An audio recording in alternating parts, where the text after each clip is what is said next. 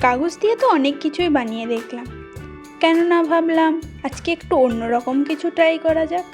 এর জন্য প্রথমে একটা কার্ডবোর্ড লাগবে, আর আমার কাছে এই অপশানটাই ছিল। আমি ভিডিওতে এই কার্ডবোর্ডটাই ইউজ করব জিনিসটা বানানোর জন্য।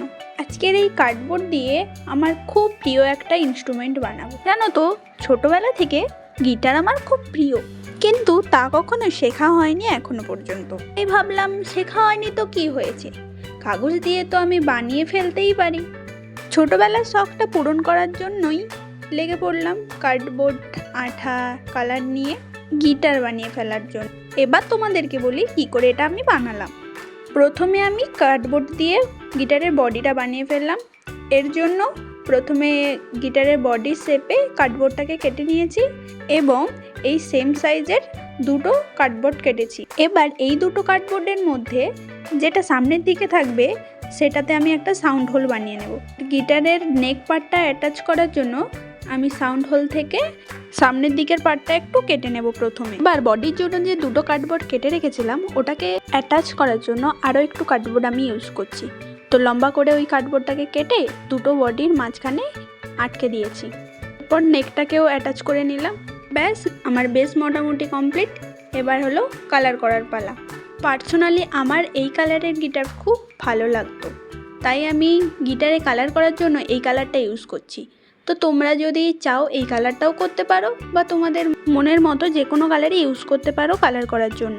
এই রকমই ইউনিক ক্রাফটের ভিডিও দেখার জন্য অবশ্যই আমার চ্যানেলটিকে সাবস্ক্রাইব করতে ভুলো না বন্ধুরা। আর আমার ভিডিও যদি ভালো লেগে থাকে অবশ্যই একটা লাইক করো। করতে করতে কিন্তু আমার ফার্স্ট কোটটা প্রায় কমপ্লিটের দিকে। আমি এখানে ব্রাউন কালারটা পুরো বডিতে দেওয়ার পরে ব্ল্যাক কালার দিয়ে বর্ডার সাইডটাকে হাইলাইট করেছি।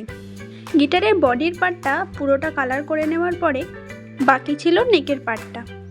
এবার এই সাইডটা আমি কালার করার জন্য আমি ব্ল্যাক কালার ইউজ করেছি। যেহেতু নেকের সাইডটা অনেকটা সরু ছিল, তো আমি এখানে হিজিবিজি কোনো আর ডিটেলস অ্যাড করিনি, শুধুমাত্র সিম্পলের ওপর ব্ল্যাক কালারই শুধু রেখেছিলাম।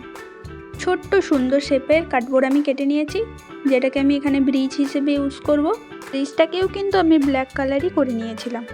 এবার আর কিছুই নয়, গুগলে দেখা কিছু গিটারের ছবি থেকে মনের মতো করে গিটারটাকে সাজিয়ে নিলাম। আমার এই ছোট্ট গিটারটাকে আর সুন্দর করে তোলার জন্য আমি এখানে ছোট্ট ছোট্ট আরও অনেক ডিটেলস অ্যাড করে নিয়েছি। গিটারটা দেখতে যাতে আর একটু রিয়েল মনে হয় তার জন্য আমি এখানে আরও স্ট্রিং অ্যাড করেছি।